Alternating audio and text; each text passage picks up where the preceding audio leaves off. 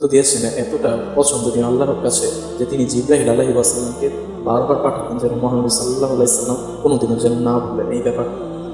দুনিয়াতে যেভাবে সম্মানিত হতে পারবো সব মানুষের কাছে, তেমনি আল্লাহ তাআলাও আমাদের হাশরের ময়দানে সবার সামনে সম্মানিত করবে। কত একটি সুন্দর বিষয়।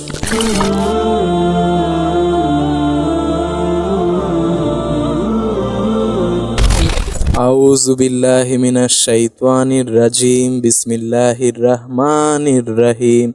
আসসালামু আলাইকুম ওয়া রাহমাতুল্লাহি ওয়া বারাকাতুহু। আলহামদুলিল্লাহ, আজকে আমরা খুবই সুন্দর পরিবেশে আছি।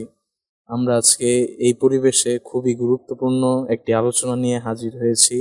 সেটি হচ্ছে প্রতিবেশীদের প্রতি আমাদের যে হকটা থাকে ওইটা কিভাবে আমাদের আদায় করা উচিত এবং কেন এটি গুরুত্বপূর্ণ ইসলামে, এটি আজকে আমরা জানবো ইনশাল্লাহ।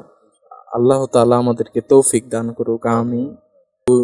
ইসলামে প্রতিবেশীদের হক আদায় করার জন্য অনেক বেশি গুরুত্ব দেওয়া হয়েছে। এত গুরুত্ব দেওয়া হয়েছে, এটা নাকি ইমানেরই একটা বড় অংশ। তো এখন এটা কিভাবে একটা ইমানের বড় অংশ হতে পারে, সেই প্রসঙ্গে মহানবী সাল্লাল্লাহু আলাইহি ওয়াসাল্লাম আমাদের বলেছেন যে জিব্রাহিল আলাইহি ওয়াসাল্লাম আমাদের নবীজির কাছে বারবার প্রতিবেশীর বিষয়ে উপদেশ দিতে যেতেন এবং নবীজি মনে করতেন যে প্রতিবেশীদের যেন প্রতিবেশীরা উত্তরাধিকারী এমনভাবে মনে করতেন তিনি।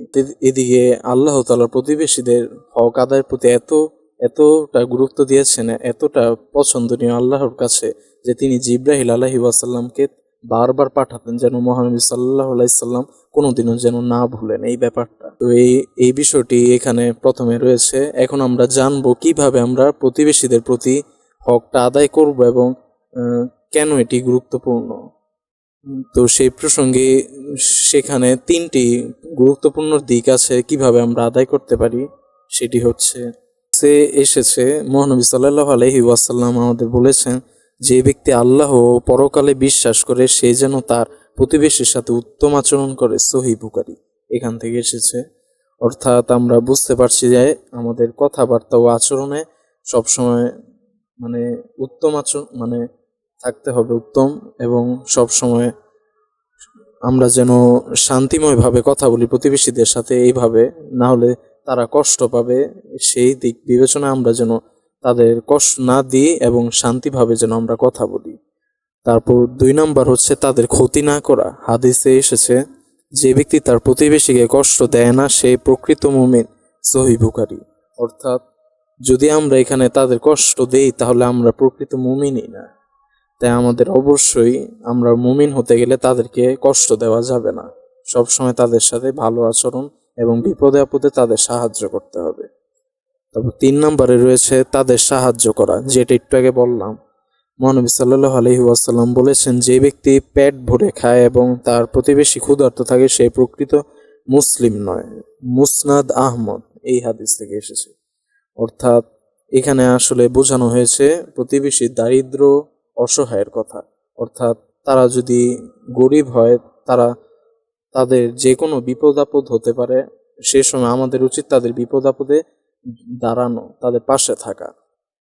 তাহলে এভাবে আমরা তাদের সঠিকভাবে এই হকগুলো আদায় করতে পারবো। এই 3টি মেইন হক প্রতিবেশীর প্রতি, যেগুলো আল্লাহ তাআলা আমাদেরকে আদেশ করেছেন এবং মহানবী সাল্লাল্লাহু আলাইহি ওয়াসাল্লাম আমাদের বলেছেন সবসময় পালন করার।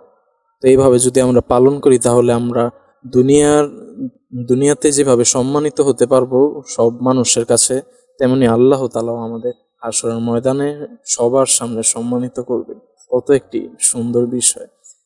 তাই আমাদের অবশ্যই এটি পালন করা লাগবে, তাহলে আমরা আখিরাতে অনেক ভালো মর্যাদা পাবো আল্লাহ তাআলার কাছে। ইনশাল্লাহ আমরা এইভাবে চেষ্টা করব প্রতিবেশীর প্রতি হক আদায় করার।